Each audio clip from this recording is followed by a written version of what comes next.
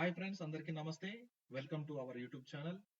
ఈ భోగి పండుగ రోజు మీకు సకల భోగ భాగ్యాలను, సుఖ సంతోషాలను అందించాలని కోరుకుంటూ, మీకు, మీ కుటుంబ సభ్యులకు మన యూట్యూబ్ ఛానల్ తరపున భోగి పండుగ శుభాకాంక్షలు.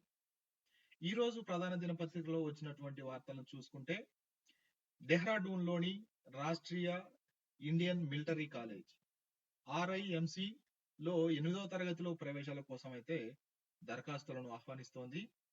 ఇది భారత ప్రభుత్వ రక్షణ మంత్రిత్వ శాఖ ఆధ్వర్యంలో నడుస్తుంది. సంవత్సరానికి 2 టర్ములు ఉంటాయి.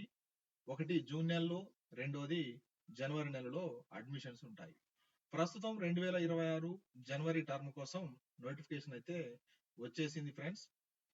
ఎవరైతే 2026 జనవరి 1వ తేదీ నాటికి 11.5 సంవత్సరాల నుంచి 13 సంవత్సరాల మధ్యలో వయసుంటే వారు దీనికి అప్లై చేసుకోవచ్చు. అంటే 2013 జనవరి 2వ తేదీ నుండి 2014 జూలై 1వ తేదీ మధ్యలో జన్మించినటువంటి బాలబాలికలు దీనికి అప్లై చేసుకోవడానికి అవకాశం ఉంది.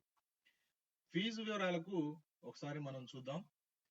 ఫీజు వివరాలు వచ్చేసి జనరల్ ఓబీసీ విద్యార్థులకు 600 రూపాయలు, SC ST విద్యార్థులకు 555 రూపాయలు అయితే చెల్లించాల్సి ఉంటుంది DD ద్వారా. ఎంపిక రాత పరీక్ష, వైవా, మెడికల్ ఎగ్జామినేషన్ ఆధారంగా ఉంటుంది. 2025 జూన్ 1వ తేదీన ఈ పరీక్ష నిర్వహించబడుతుంది. అలాగే వైవా 50 మార్కులు ఉంటుంది. రాత పరీక్షలో అర్హత సాధించిన వారికి మాత్రమే. ప్రశ్నపత్రం మొత్తం 400 మార్కులకు ఉంటుంది. రాత పరీక్ష పూర్తిగా డిస్క్రిప్ట్ గా అంటే ప్రశ్నలు జవాబుల తరహాలు ఉంటుంది. రాత పరీక్షలో అర్హత సాధించిన వారికి తదుపరి అంచెలో వైవా ఉంటుంది. దీనికోసం 1:3% నిష్పత్తిలో విద్యార్థులను అయితే ఎంపిక చేయడం జరుగుతుంది. మరి దరఖాస్తు విధానం గురించి తెలుసుకుంటే, ఎవరైతే ఫీజుని DD రూపంలో తీసి RIMCIకి పోస్ట్ ద్వారా ఎవరైతే పంపుతారో, పంపినటువంటి వారికి ఒక దరఖాస్తు ఫారం అనేది పోస్ట్ ద్వారాగా మీకు పంపడం జరుగుతుంది. ఆ పోస్ట్ ద్వారాగా పంపినటువంటి ఫారాన్ని సంబంధిత రాష్ట్ర పబ్లిక్ సర్వీస్ కమిషన్ కి పంపించాల్సి ఉంటుంది.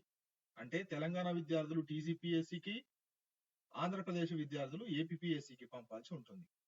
మరి దీనికి కావాల్సినటువంటి సర్టిఫికేట్స్ ఏం జతపరచాలి అంటే, birth certificate, SC ST certificate, Aadhaar card xerox, domestic residential certificate ని, ప్రస్తుత స్కూల్ నుంచి ఉన్నటువంటి బోనాఫైడ్ సర్టిఫికేట్, 2 పాస్పోర్ట్ సైజ్ ఫోటోలను అయితే సమర్పించాల్సి ఉంటుంది.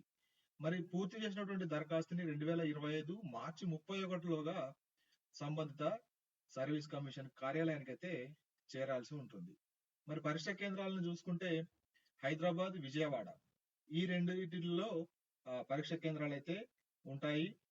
ఇక్కడ చదివినటువంటి విద్యార్థులు దాదాపు 90% మంది NDAకి ఎంపిక అవుతారు. మరి పూర్తి వివరాల కోసం RIMC.gov.in/RIMCINDEX.ASPX వెబ్సైట్ లో మీరు పూర్తి వివరాలను అయితే పొందవచ్చు.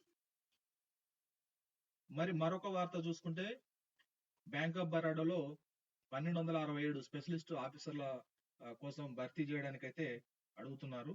మరి దీంట్లో degree, PG, diploma, PhD, CMA, CS, CFA ఉత్తీర్ణత సాధించాల్సి ఉంటుంది.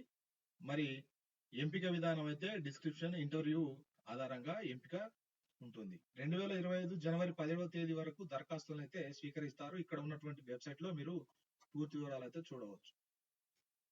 HDFC లో రిలేషన్షిప్ మేనేజర్లకు కోసం 500 ఖాళీలు అయితే ఉన్నాయి.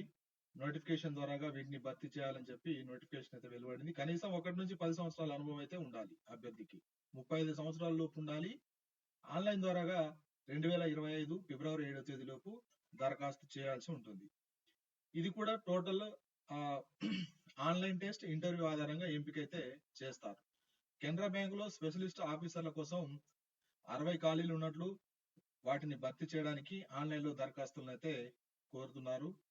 మరి దీనికి అర్హత వచ్చేసి degree, engineering, BCA, MCA, MA ఉత్తీర్ణులై ఉండాల్సి ఉంటుంది. వయసు మాత్రం 35 సంవత్సరాల లోపు ఉండాలి. చివరి తేదీ 2025 జనవరి 24 వరకు లాస్ట్ డేట్ అయితే ఉంది. ఇక్కడ ఉన్నటువంటి వెబ్సైట్ లో మీకు ఈ వివరాలు అనేవి దొరుకుతాయి.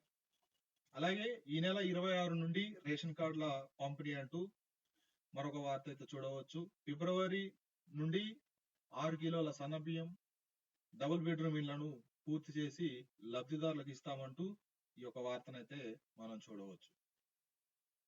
అర్హులందరికీ ఇందిరమ్మ ఇల్లు, వార్డు సభల్లో ఎంపిక ప్రక్రియ విలేకరులతో మంత్రి పొన్నం ప్రభాకర్ గారు అయితే చెప్పడం జరిగింది. ఈ నెల 16 నుంచి 20 తేదీ మధ్య ఫీల్డ్ వెరిఫికేషన్ జరుగుతుందని, ఫీల్డ్ వెరిఫికేషన్ తర్వాత వచ్చినటువంటి జాబితాని 2024 మధ్యలో ఉన్నటువంటి వార్డుల వారీగా ప్రజాభిప్రాయ సేకరణ చేస్తారు.